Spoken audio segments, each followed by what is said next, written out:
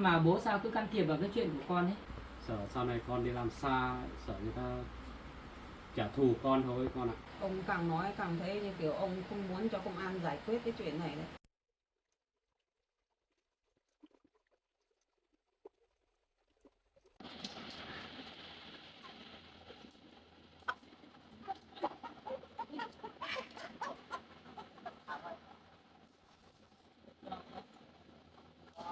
Hết ra ngoài cứ dọn dẹp cho nó ở ngoài hết.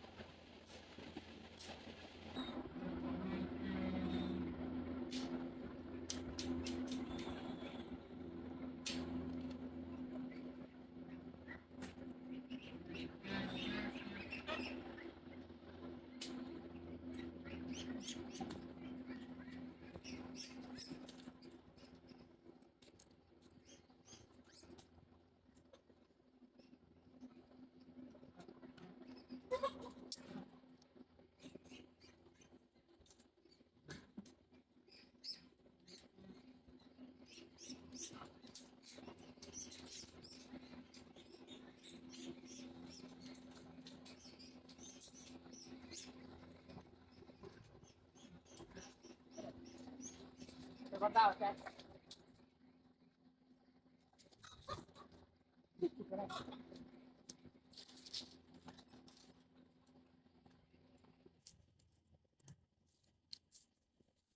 Đây này.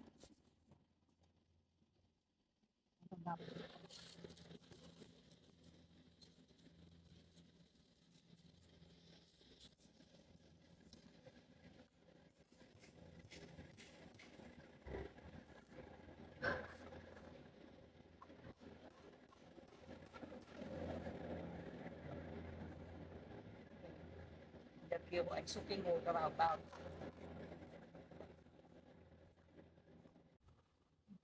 Chuyện này chẳng như thế nào đau đầu. Thế không biết. Còn đi làm nó chẳng đi ngủ được cái gì.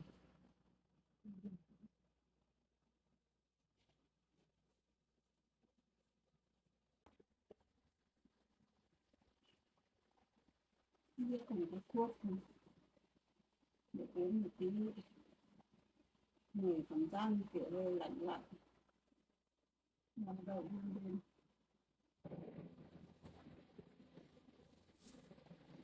Đau.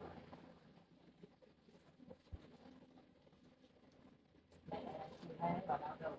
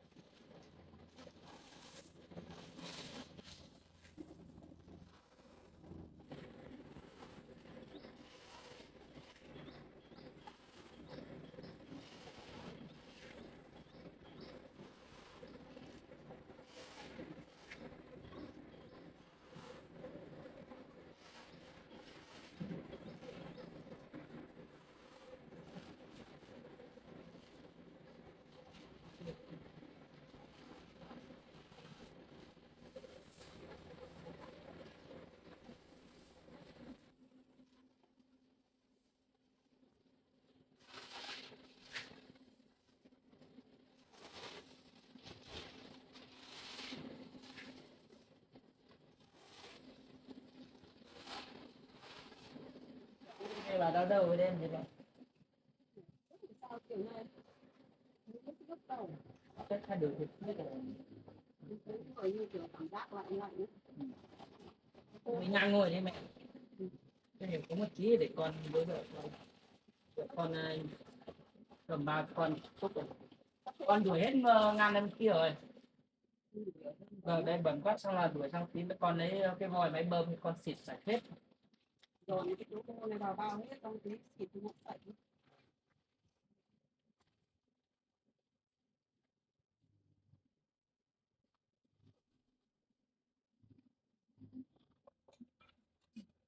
cũng như đau nhẹ thôi, nó cũng mệt nhiều. Sắp xong 2 vợ chồng làm nữa. Đi về.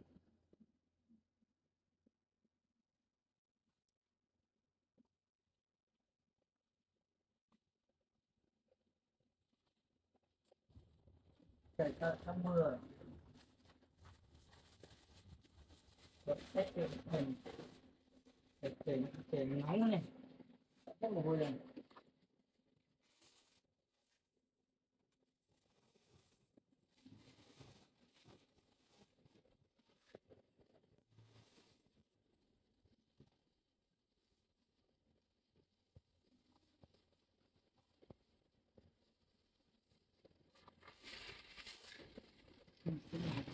Cái này phải lấy quạt của cái này phải kiện thì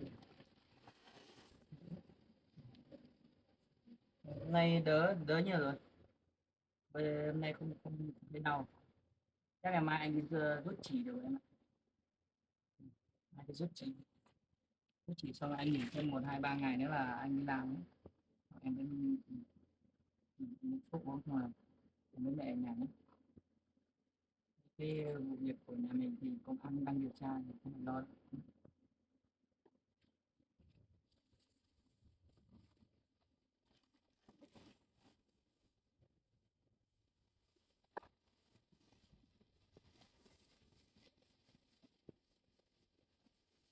Ui, ở đây vẫn còn một đống nữa này, đống con này.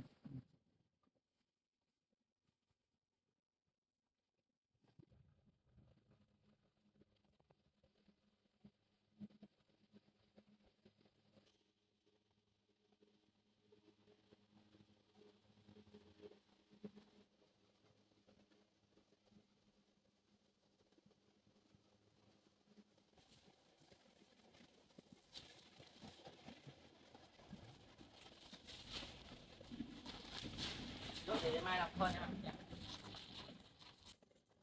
Cả ba đây.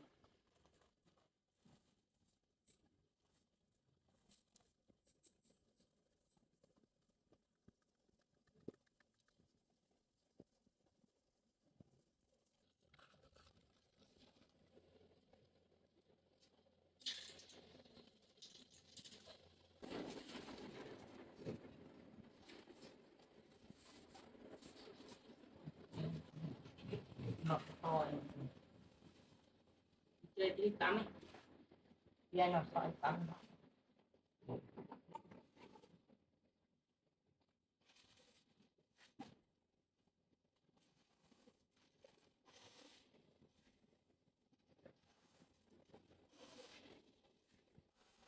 Cái này mới hôm nay anh quản được thì phải được.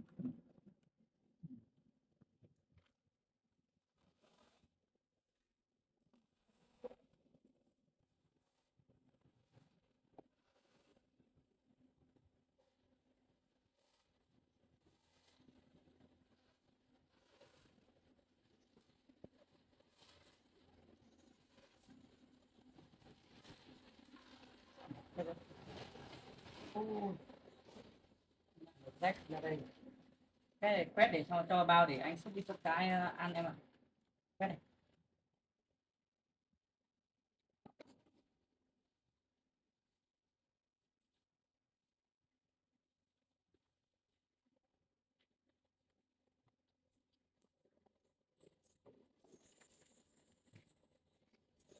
Anh lấy bơm sạch.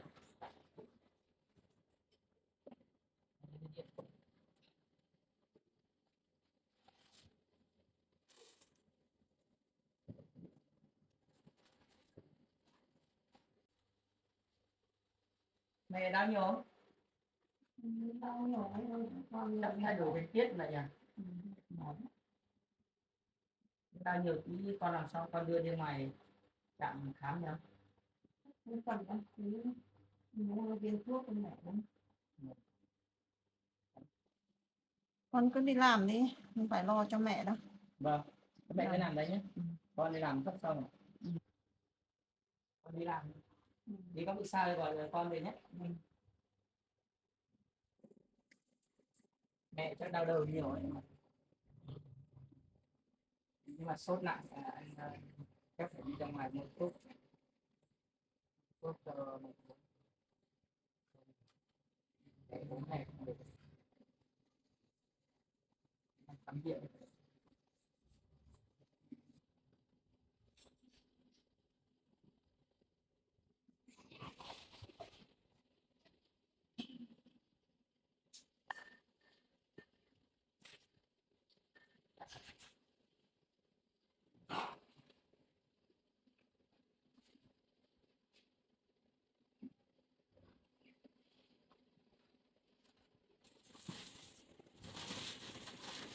Em vào đây là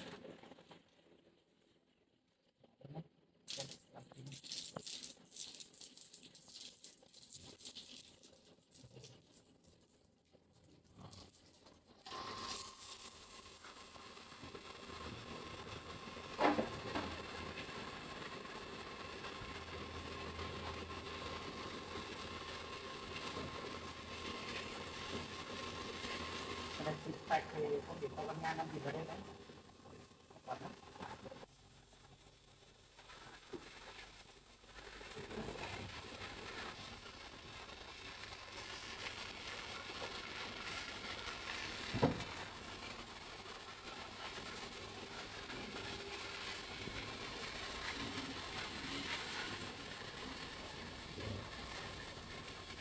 Cái này mất cái ổ điện đi.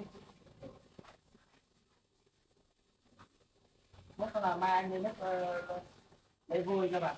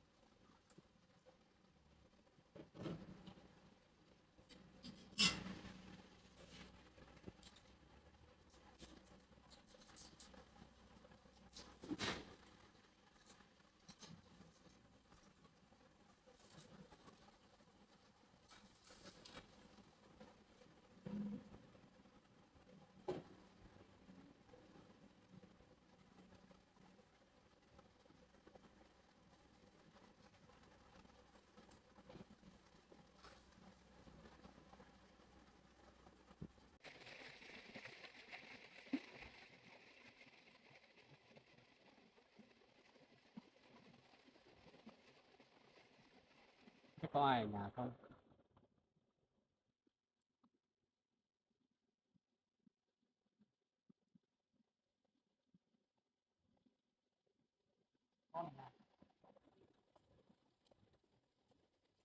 Thành đâu rồi con?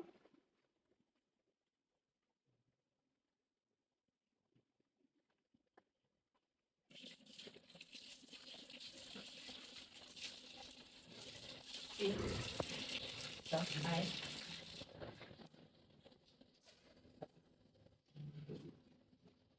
Có ở nhà con. Bữa em gì bố? Vâng. Con sáng nay có thấy công an về đây không? Có hả? Có cả công an huyện đấy. Có nhai bố? Bố báo công an đến luôn nhỉ?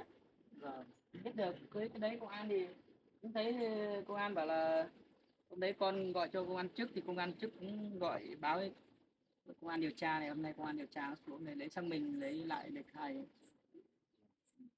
nhà đấy bố.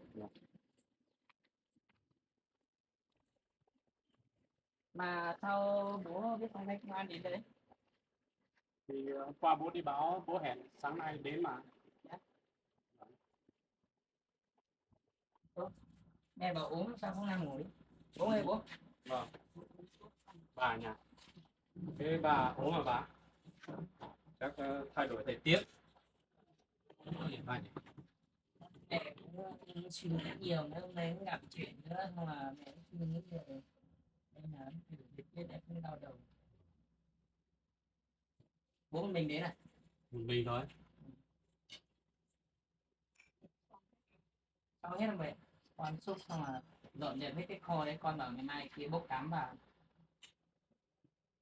Mẹ uống thuốc chưa? Uống nữa. Vâng.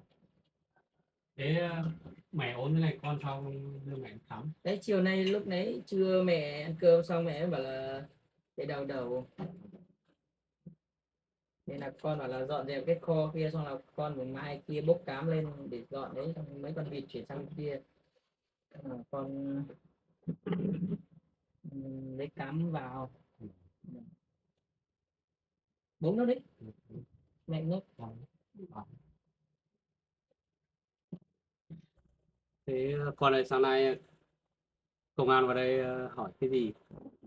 Công an cũng vào đây lấy lời khai với lại xác minh lại cái chỗ con bị đánh kia thôi, nên vào đây thì nói chung thì cũng bây giờ vết thương của con cũng đỡ nhiều rồi, nên là công an cũng lấy cái bệnh án đi lên để làm hồ sơ thôi.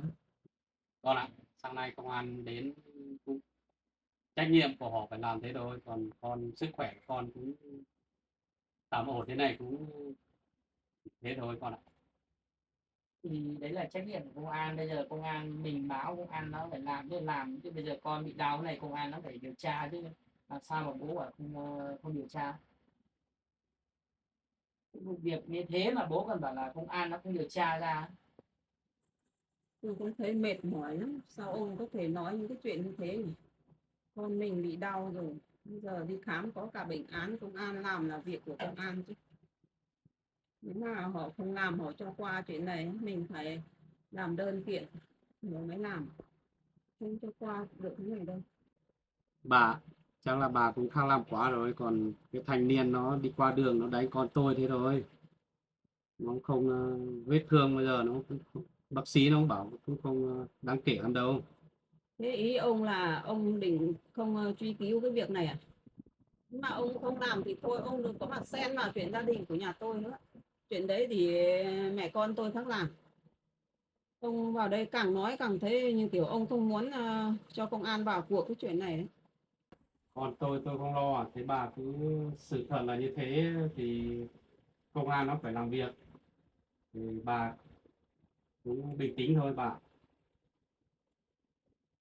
Mà không có người nhìn thấy chắc bây giờ con về tôi không biết làm ở đâu rồi. Ông còn nói được như thế. Tôi không muốn nói nhiều cái chuyện này. Nhưng mà ốm không lẽ nói nhiều nữa để con nói. Nhưng mà bố sao cứ can thiệp vào cái chuyện của con ấy. Bây giờ vết thương của con thì đi khám bác sĩ đã có bệnh án ở đây rồi, thì chắc chắn công an nó vào cuộc, đã phải điều tra rồi. Chứ đằng này bố bảo là chỉ có người thanh niên đi qua đường đánh con mà người ta không điều tra. Bây giờ thời đại bây giờ rồi các bạn, chỉ cần một phát tát thôi cũng đã đi tù rồi, bị phạt từ 500 đến 1 triệu rồi. Chứ đằng này con thằng ngất đánh bao nhiêu phát, đánh đấm bao nhiêu vào mặt, vào lưng của con, vào mũi của con, mà còn đầu chấn thương sọ não ở đây, mà bố đằng này bố bảo là không kiện cáo gì. Khâu bao nhiêu Con ạ, không phải là bố không muốn cho công an vào cuộc, sợ sau này con đi làm xa, sợ người ta trả thù con thôi con ạ. Con nghĩ chắc chắn là không bao giờ có chuyện, vì chắc có nó phải có hằn thù gì. Và con từ trước đến giờ cứ hỏi mẹ với vợ con, từ trước đến giờ con ở trong này chưa xích mích với ai và cũng chưa tranh chấp với ai một thứ gì đó. Đấy, với lại con cũng đi làm từ trước đến giờ, bạn bè con rất thân thiết với con, mà từ trước đến giờ chưa ai mà chặn đường đánh hậu con như vậy.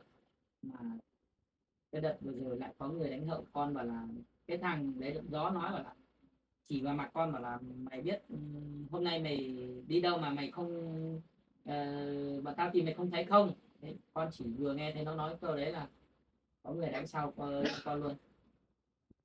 Còn cái chỗ bố mà bảo là không cho công an vào cuộc ấy, con không cần bố can thiệp vào cái chuyện của con. Còn cái chuyện của con ấy, công an vào cuộc hay không vào cuộc thì là do bên con để mới biết đơn kiện lên. Con ạ, nếu thế con nói thế thì bố cũng không can thiệp con nữa. Thì bà hôm qua tôi cũng đi báo công an thì sáng nay công an mới đến. Cái chuyện đấy ông báo hay không báo là quyền của ông thôi.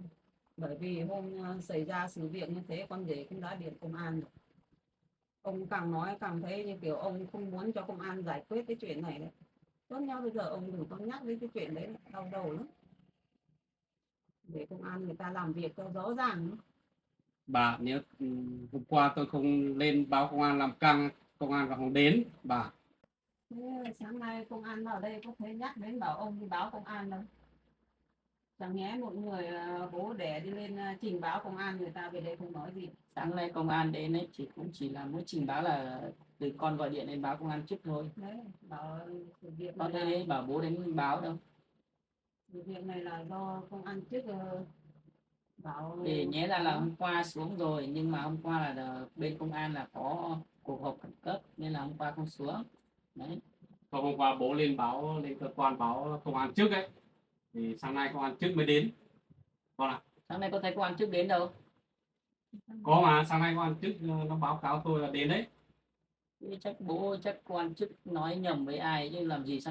Sáng nay chỉ có công an Tuyên với công an nhất là bên công an tỉnh lên thôi, bên điều tra lên thôi.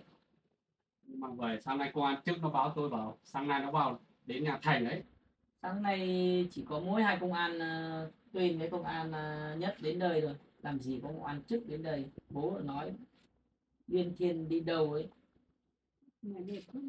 Vâng, mẹ cứ đi. Thế thì chắc là công an trước nó ủy quyền cho công an khác, các bố nghe không rõ, bố cứ tưởng công an trước đến con ạ. Thì sáng nay thì không có quan chức đến đây đâu nên là chắc bố nghe nhầm thôi.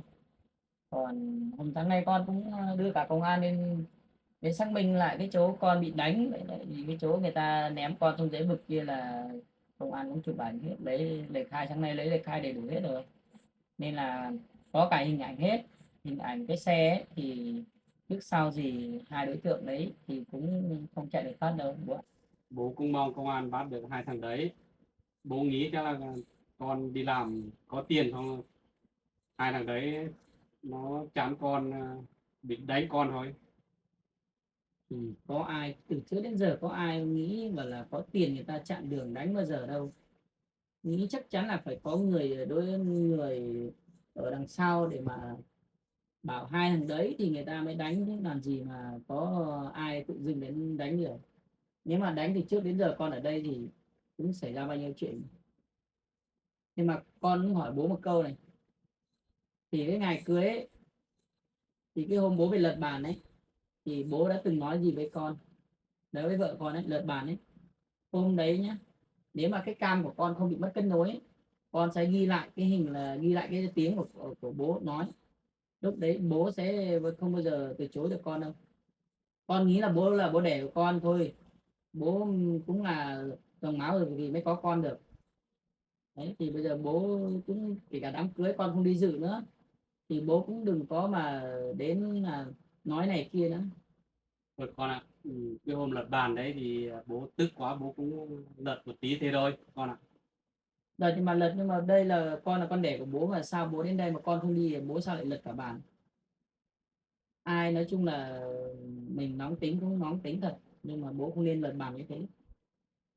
Thì bố thấy tức quá bố phải lật bàn con ạ. Con không đi đấy, dự đám cưới đấy con ạ. Con biết nếu mà sau này, nếu mà con nói trước nhé bố nhé, cho dù sau này chuyện này không phải bố làm hay là người khác làm, đấy cái vụ việc đánh con ấy, cho dù người ngoài làm hay người trong nhà, cứ người trong nhà làm, con công an mà điều tra ra được cả trong người trong nhà, người thân trong nhà, con cũng sẽ cho đi tù hết. Con sẽ làm đơn kiện, chứ con không bao giờ con thà đâu. Thì bố mới nói là mong công an điều tra sớm để bắt hai thằng đấy, kẻ cướp là sao đấy, đánh cả con thế này. Vâng. Con cứ nói cho bố biết như vậy thôi, tất cả người nhà hay là người quen biết thì con cũng không, chưa xác định được ai, nên là bây giờ con cứ cứ nghĩ là như thế đã. Con ạ, bố cũng thấy con nghỉ lâu thế con cũng đi làm đi con ạ. Cái việc đấy kia con đi làm hay không đi làm là cái việc con, giúp bố làm sao bố bắt ép con được. Bố sợ con nghỉ lâu, sợ công ty người ta đuổi việc con ạ. Con xin nghỉ có giấy phép nghỉ phép rồi nên là có giấy bệnh đấy, con xin nghỉ thêm 5 ngày nữa nên là công ty cũng con cũng gọi cho giám đốc này nên là sao bố. Thì con cũng đỡ, con cũng sớm đi làm được con ạ. Còn cái việc ở nhà ấy, công an điều tra đấy, bố với công an các tự lo. Con cứ đi làm đi. Vâng. Còn con vẫn cứ nghỉ hết phép của con thì con mới đi, còn từ ngày 1-2 hôm nữa con cho xem công an nó xem vào cuộc xem như thế nào để con còn lên trên để xác minh. Bố ạ, cái vụ việc như thế này tốt nhất là bố không phải lo, bố cứ đi về sớm đi, trời cũng muộn rồi đấy. Nên là công an vào cuộc làm thế nào là việc của con, người ta đánh con là con có trách nhiệm, là con tự lo bản thân con, để con lớn rồi.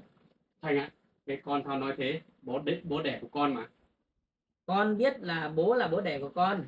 Còn cái đám cưới đấy thì còn không đi dự được rồi thì bố cũng bỏ qua rồi. Mà bây giờ con lại nói thế nhỉ? Thì bố lúc nào cũng bố bảo là để bố lo cho cái vụ việc người ta đánh con ấy, bố bảo là bố lo thì con không muốn bố lo nên là con tự có trách nhiệm, con tự lo. Và bây giờ con lớn rồi nên là con tự hiểu biết, nên là bố ở nhà cũng bố khác có gia đình riêng của bố nên là bố về lo con cái của bố nữa, với lại dì nữa, không bố vào đây nhiều hôm nào dì lại đến đây lại quấy rối gia đình nhà con không muốn như thế buồn. Không, bố muốn lo cho con đẻ đến cùng đấy. Ý của bố đấy.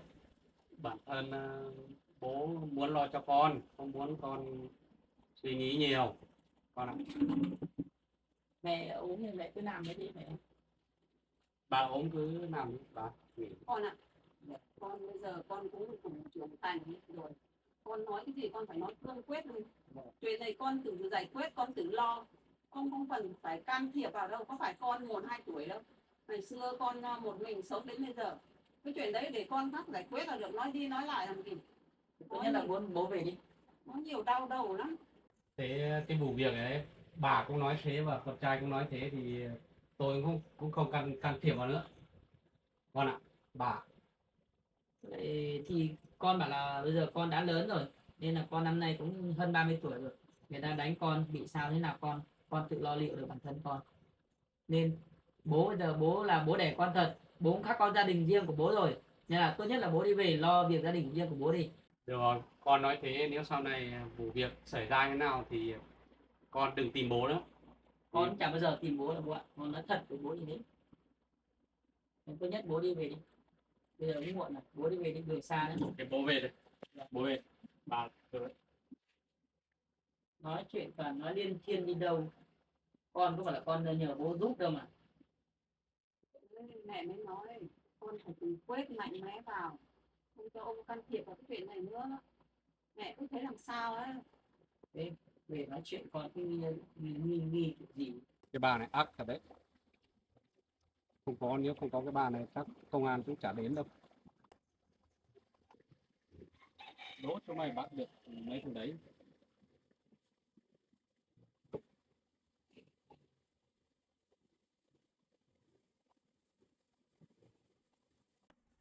Mẹ, con nói với mẹ như thế này, cái tình hình vụ việc như thế này ấy, hôm nay con nhớ lại những gì trước mà bố đẻ con nói, bây giờ hôm nay con mới khả nghi rất nhiều. Bố của con, bố đẻ con càng nói con càng có khả nghi nhiều. Mẹ mùa kia mẹ nghe từng câu ông nói là ý ông là không muốn công an làm cái vụ việc này, chẳng qua ông vừa nói vừa che một tí. Đấy là mình biết. Nhưng mà mẹ ơi, để con nói thôi, tại sao cái vụ việc đám cưới hai vợ chồng con không đi dự mà bây giờ ông về ông nói rất rất nhẹ nhàng với hai vợ chồng con, mà đợt trước chưa đến đám cưới mà tại sao cả dì mà cả bố đẻ con đến làm âm ý lên. Thế con mới lo lắng cái chỗ này. Bây giờ cảm giác ông không muốn nhắc đến cái chuyện đám cưới, ông cứ bảo cho qua Đấy, thế lại. bây giờ con nói là con không hiểu tại sao bây giờ bố, tại sao trước chuẩn bị đám cưới, cưới chưa đến này bọn con đã không đến dự thì đã nói bảo đến dự, ông đã lên đây làm âm ý mọi chuyện lên, mà bây giờ đám cưới diễn ra rồi mà con không đi, ông bảo là Thì trước ông nói có để ấy mà là nếu mà đám cưới không đi diễn thì sao không đi dự ấy thì sau này cũng sẽ ông sẽ về đây làm tung hết cả nhà lên.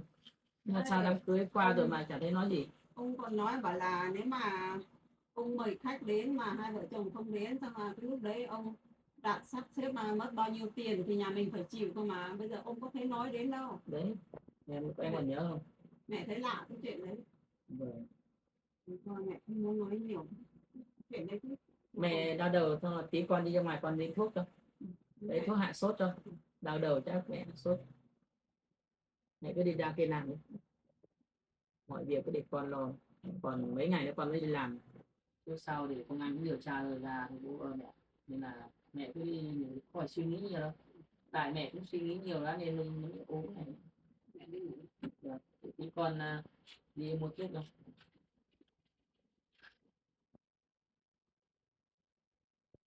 Em không phải suy nghĩ gì nhiều. Anh bây giờ cũng đỡ nhiều rồi. Bây giờ ngày mai chắc anh đi áp chỉ ra. Bây giờ nếu mà em áo sợ đau tốt nhất thì ra bác sĩ còn lấy cồn lấy rửa không là áp chỉ ra. Anh đi làm nốt cái đốt cái rác kia nhé. Em biết.